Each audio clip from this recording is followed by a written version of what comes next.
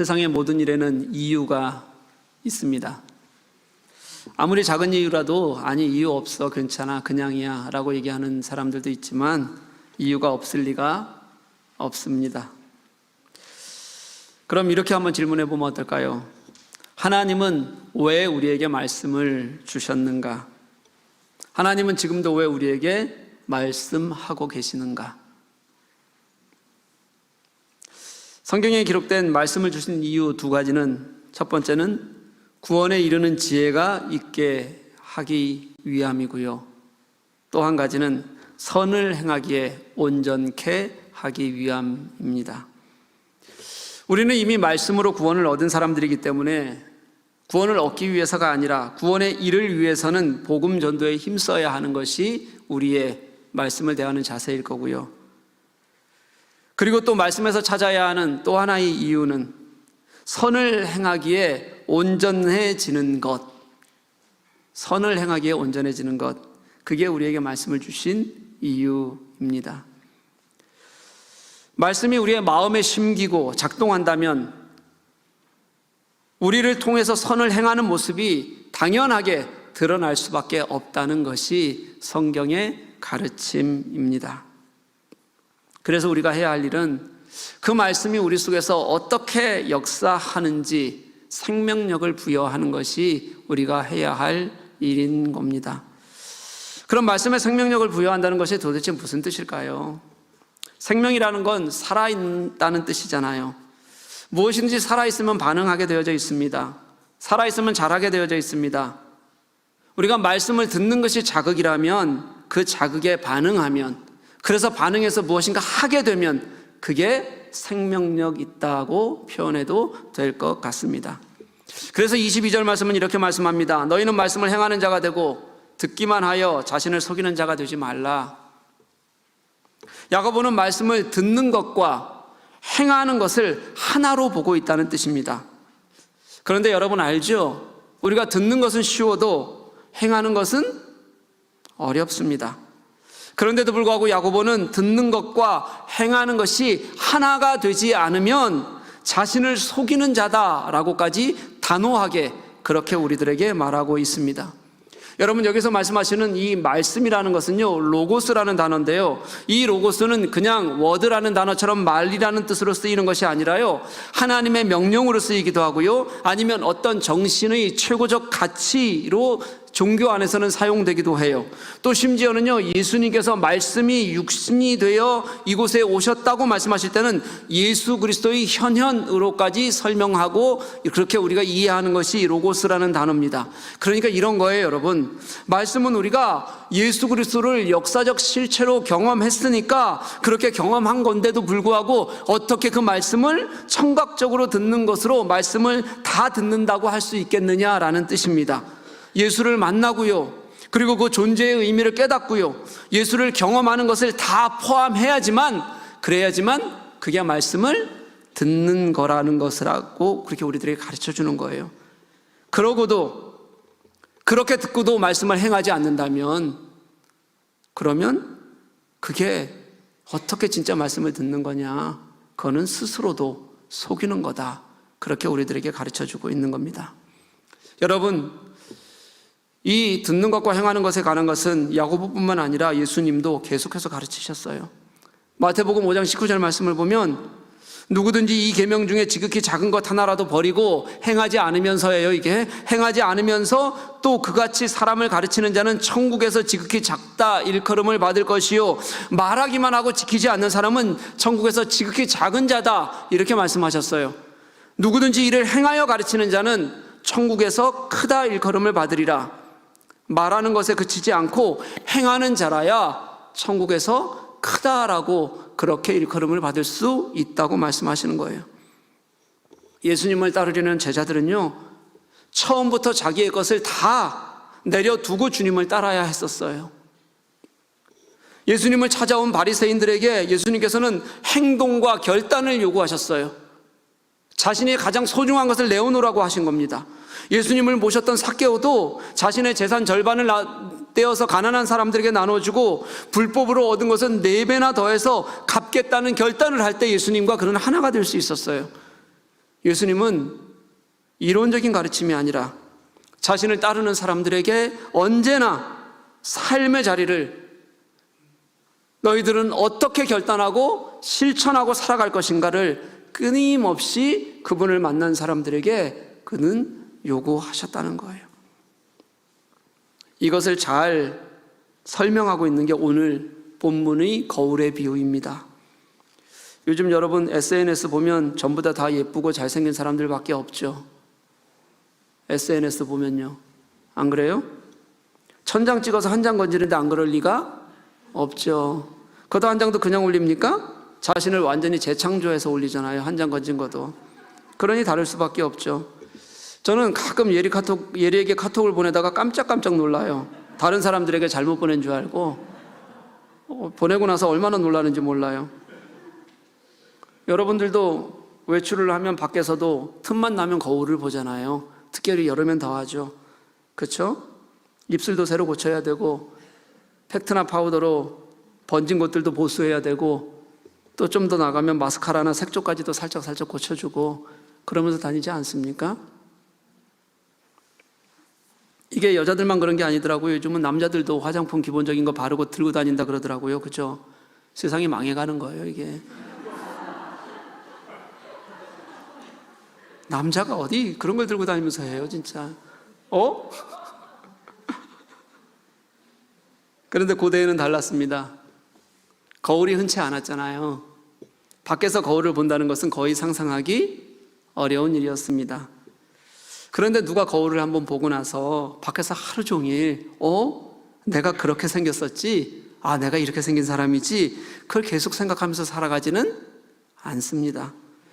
거울도 없는데 계속 내가 어떻게 생겼는지, 잘생겼나 못생겼나 그런 거 자꾸 생각하면서 살아가면 그게 당연히 이상한 거 아니겠어요? 그런데 성경은 오늘 말씀은 왜 거울을 보고 모습을 잊는 것은 부정적인 거다라고 그렇게 말하고 있는 걸까요? 이게 여러분 23절에서 거울을 본다는 것과요 24절에서 본다는 것과 의미가 달라서 그래요. 23절에서 거울을 본다는 것은 얼굴을 관찰하는 것을 말하는 거고요 24절에는 다른 단어를 써서 자기 자신을 보는 것으로 그렇게 바뀌어요. 그래서 그가 잃어버리고 살아간다는 건 뭘 잃어버리고 살아간다는 것은 아니면 자신의 생김새를 잃어버리고 살아간다는 것이 아니라 그 사람의 인격과 성품과 하나님께서 주신 본질을 잃고 살아가고 있다라는 것을 가르치고 말씀하는 게 오늘 거울의 비유라는 거예요. 그러니까 오늘 비유가 말하고 싶어하는 정확한 것은 뭐냐면요 사람이 자기 자신을 볼 때는 내가 어떤 존재인지를 내가 왜 존재하는지를 볼 수 있어야 하는데 그저 거울로 생김새만 보고는 자신의 존재 이유를 잃고 살아가는 것을 말하는 거고요 그러면서도 우리가 스스로가 착각하고 살아가고 있는 거예요. 나는 괜찮게 살아간다.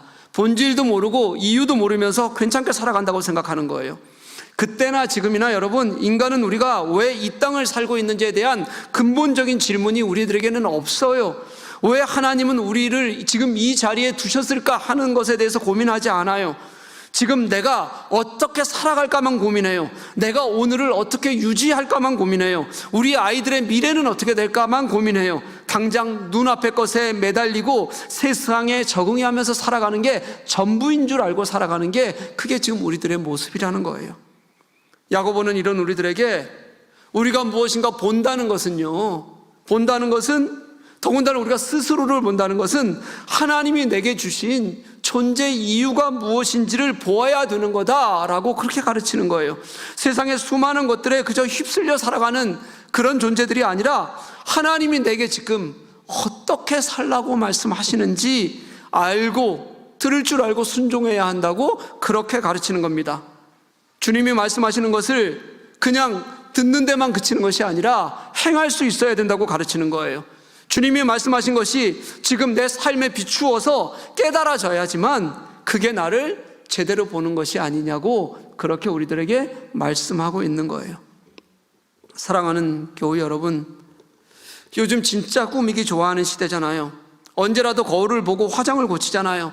거기에는 자기 만족도 있을 거고 아니면 또 다른 사람들에게 추하게 보이지 않으려는 기본적인 생각도 있을 거예요. 그런데 여러분, 우리는 하나님 앞에서 나를 보는 일은 어떤지 이제 좀 돌아봐야 되지 않겠어요? 우리는 하나님이 다 아신다고 말해요. 그렇게 고백하고 살아가요. 하나님이 다 보신다고 고백해요. 그런데 그게 진짜라면 슬쩍 내 겉모습 한번 보고서는 주님이 안 계신 것처럼, 주님이 나를 보지 않은 것처럼 어떻게 다 잊고 살아갈 수가 있습니까? 아니죠. 하나님이 지금 나를 어떻게 보실까? 나를 어떻게 생각하실까? 아파하실까? 기뻐하실까? 나를 보시면 통곡하실까? 아니면 미소를 지으실까? 하나님의 마음으로 우리 스스로를 보는, 그런 우리를 자신을 보는 마음이 우리들에게 있어야 된다는 거예요. 그래서 야고보는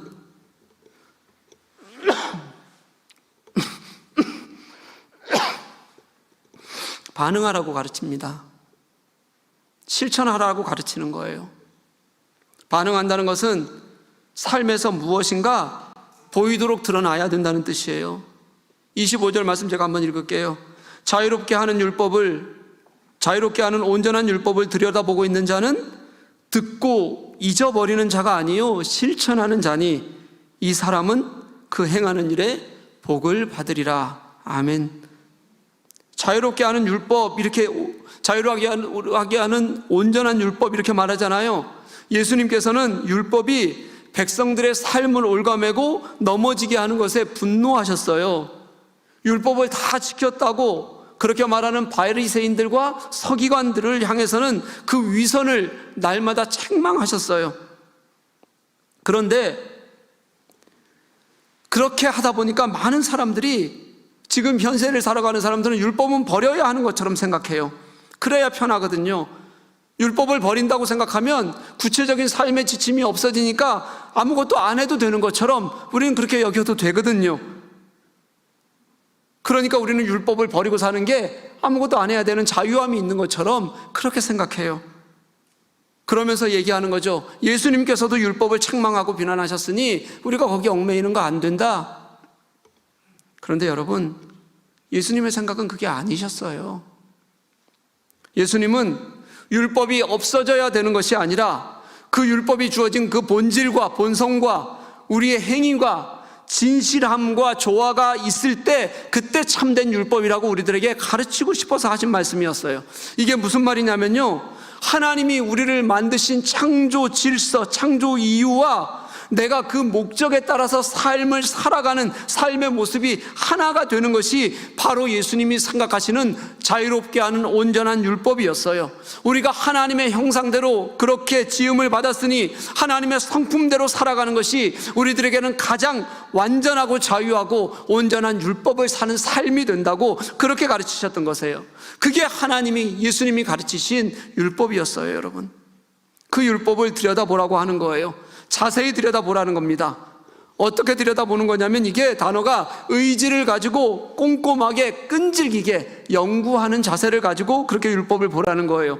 그러면 그 율법 속에서 하나님이 보이기 시작해요. 하나님의 마음이 깨달아져요. 우리를 지으시고 우리와 교제하고 싶어 하시고 우리가 어떻게 살기를 원하시는지 그 하나님의 뜻을 발견하게 돼요. 그리고 그건 예수님이 이 땅에서 가르치셨던 모든 가르침과 하나로 그렇게 연결되어져 있어요.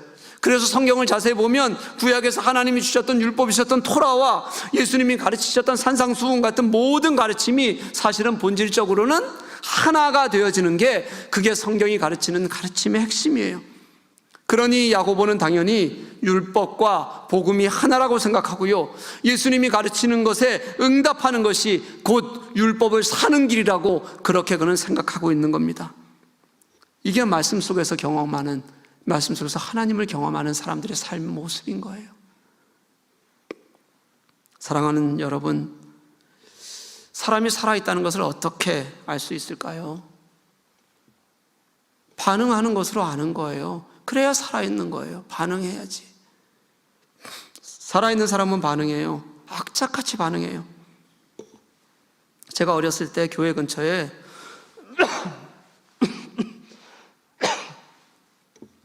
정말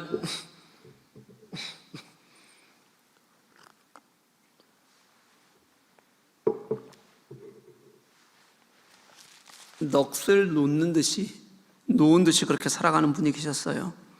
어른들이 그분을 뭐라고 불렀냐면 산송장 같다 이렇게 불렀어요. 살아있었지만 죽은 것 같았던 사람이다라는 뜻이죠. 왜 그랬냐면 그분은 어떤 것에도 반응을 하지 않는 거예요. 좀 못된 아이들이 놀려도 아니면 어떤 일이 있어도 반응하지 않아요. 어디가 되게 아플 것 같은데도 아프다 소리를 내질 않아요. 그저 세상에 혼자 자기만의 세계에 갇혀 있는 것처럼 그렇게 살던 그런 분이었어요. 아마 이유는 몰랐는데 제가 아무도 이유는 몰랐는데 이런 이유가 있지 않았을까 그냥 상상만 해봐요. 아마 세상에 어떤 것보다도 소중하다고 생각했던 어떤 것을 아마 잃었던가. 그래서 세상에 반응하는 것이 의미가 없게 된 것은 아닐까라는 생각을 그냥 추측만 해보는 거예요. 사랑하는 여러분, 진짜 살아있으면요, 사람이 생명이 붙어있으면 얼마나 악착같이 반응하는지 아세요? 누군가 아파서 누워있잖아요. 그럼 여러 감각들을 잃어가게 돼요. 입맛도 떨어지고 먹기도 싫어지고 반응의 조건들을 잃어가는 거예요. 그런데 인간이 거의 마지막 순간까지 놓지 않는 반응이 있다 그래요. 그게 뭐냐면 통증에 대한 반응이에요. 왜 통증이 그렇게 반응하냐면 통증은 너무 힘든 거잖아요. 그래서 통증이 커지면 차라리 죽었으면 좋겠다 이런 생각까지도 하는 사람들이 많아져요. 그런데도 몸의 통증에 마지막까지 인간이 반응하는 이유는 뭐냐면 그게 인간이 살아있다는, 마지막까지 살아있다는 것을 느낄 수 있는 근본적인 감각이기 때문에, 그래서 사람은 마지막까지 가장 늦게까지 고통스러워하는 게 그 통증의 이유 때문이에요. 저는 그렇게 해서라도 사람이 살아있다는 것을, 그렇게 반응을 통해서 나타난다는 것을 듣고 소름이 끼치면서도요, 또 얼마나 힘들고 고통스러울까 하는 마음이 들면서도 이런 생각이 들었어요. 살아있다는 게 그만큼 질기고 소중한 거라는 생각이 들었어요. 그게 하나님이 우리들에게 주신 생명의 가치구나라는 생각이 들었어요. 그러니까 우리가 살아있어야겠다. 어떻게 살아있어야 되냐면 그리스도인의 가치를 가지고 우리가 살아있어야겠다. 그게 주님께서 오늘 이 자리에 우리들에게 있게 하시는 하나님의 마음 아니겠냐라는 마음이 제게 아주 강하게 들었어요. 여러분, 어떻게 반응하고 어떻게 살아가시겠습니까? 마음을 움직이기 위해서 말씀에 반응하는 거고요, 살기 위해서, 우리의 삶을 살기 위해서 사람들에게, 우리 이웃들에게 반응하며 살아가는 거예요. 말씀은 우리에게 영혼의 거울 같은 겁니다. 우리의 육체적 외모를 살피기 위해서 거울을 보는 것처럼 우리의 영적 삶을 살피기 위해서 우리는 우리의 영적 거울을 들여다 보아야 해요. 그리고 그 거울을 통해서 흐트러진 우리들의 모습을 고치듯이 성경 속에서 우리가 자세히 살피고 보려고 하면 우리가 살아가야 할 것들을, 우리의 흐트러진 것들을, 우리의 가야 할 방향을 보여주세요. 하나님의 나의 속속들이 내 모습을 보게 하셔서 그것을 통해서 내가 무엇을 해야 할지를 가르치시고 알게 하시는 것이 말씀을 통해서 우리들에게 하시는 하나님의 은혜예요, 여러분. 그리고 그 비추어진 말씀을 가지고 살아가려고 했을 때, 그때 온전한 말씀은 우리를 자유롭게 만들어 주어요. 믿으십니까? 여러분, 우리는 서로 관계를 맺고 살아가잖아요. 이 안에서도 그렇고 밖에서도 마찬가지예요. 그런데 그 관계가 언제 자유스러워지냐면요, 내가 자유스러워지기 위해서는 먼저 그 사람을 이해해야 돼요. 완전히 이해하는 것은 어렵지만 이해하는 만큼 관계의 자유로움이 생겨요. 여러분, 부모와 자식 간의 갈등들이 너무 많잖아요. 왜 부모와 자식 간의 자유가 없을까요? 부모는 자녀를 이해하기 어려워서 그래요. 세대가 다르잖아요. 생각이 다르잖아요. 경험이 다르잖아요. 그러니 부모들이 자식을 이해하는 게 너무 어려워요. 불가능하기에 가까운 거죠. 그런데 그러다 보니까 그런 부모들을, 우리를 이해 못하는 부모들을 자식들이 이해할 수가 없는 거죠. 어린 시절에는 그래서 갈등이 많을 수밖에 없어요. 그런데 여러분, 이 사이가 서로 이해가 되기 시작할 때가 있어요. 점점 그 이해가 깊어질 때가 있어요. 언제냐면 나이가 내가 들어가고 내가 시간만큼 같은 경험을 공유한 시간이 부모의 시간만큼 더 많이 늘어나게 될 때, 그때 이해의 폭이 넓어져요. 여러분, 그리스도인들은 언제 자유해질까요? 우리 그리스도인들이 자유해지는 것도 마찬가지입니다. 복음과 가르침을 제대로 깨닫고 그 본질을 살아가려고 애쓸 때 우리 그리스도인들은 그때 자유로워져요.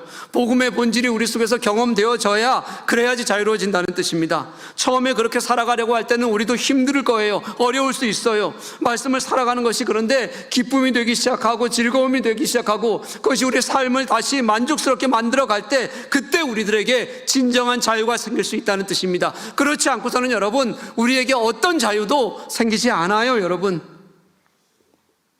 아무것도 하나님의 복음을 경험하려고 하지 않으면서 내가 나 혼자 편하겠다고 해서 자유로워지지 않는다는 거예요. 제가 코로나에 확진이 돼서 2주 동안 교회를 못 나왔습니다. 한 주는 제가 그랬고 또 한 주는 우리 가족들이 저는 완치가 됐는데 가족들이 양성인 상태라서 나올 수가 없었어요. 제가 이번에 좀 심하게 알았는데요, 몸이 아프거나 피곤하면 제가 이제 헤르페스가 입주위에 올라와요. 이번에 입주위로 5개가 한꺼번에 올라오는 경험을 제가 처음으로 해봤어요. 생전 처음. 원래는 굉장히 자주 올라와요, 제가. 근데 5개가 한 번씩 올라오는데, 와, 얼마나 지저분하든지 상상하지 마세요. 야, 진짜 밖에 못 나가겠더라고요. 어차피 격리라 못 나가기도 했지만. 코로나를 알아보니까, 물론 사람마다 아픈 정도는 다 다르겠죠. 무증상도 있다니까. 그런데 지금 우리 교우들 중에서 꽤 많이 아프신 교우들이 있었어요. 제가 그동안 혼자 있는 사람들이 아프면 얼마나 힘들까, 또 갓난아기들이나 작은 아기들을 돌보면서 아기도 아프고 엄마도 같이 아프면 또 얼마나 힘들까, 이런 생각이 많이 들었어요. 제가 끙끙대면서 누워있을 때 우리 가족들은 시차가 좀 있어서 아픈 게 서로 도와주면 되었는데 혼자 사는 사람들이나 또는 아이를 보살피기 위해서 움직이기도 힘든데 무엇인가를 먹기 위해서 또 먹이기 위해서 움직인다는 게 얼마나 힘들겠어요. 사랑하는 여러분, 서로 좀 돌아보십시오. 할 수 있는 게 뭐가 있고 못하는 게 뭐가 있겠습니까? 하려면 다 하는 거죠. 더군다나 돌아보는 일은요. 저는 목사라고 많은 분들이 마음을 써주셨어요. 얼마나 감사한지 몰라요. 이제 여러분, 누가 아프건 아니면 누가 좀 어렵건 아이들이 있어서 힘들 수 있는 교우들, 더 소외되고 잘 안 보이는 곳에 있어서 잘 알지 못하는 그런 분들에게 우리 서로 마음 쓸 수 있었으면 좋겠어요.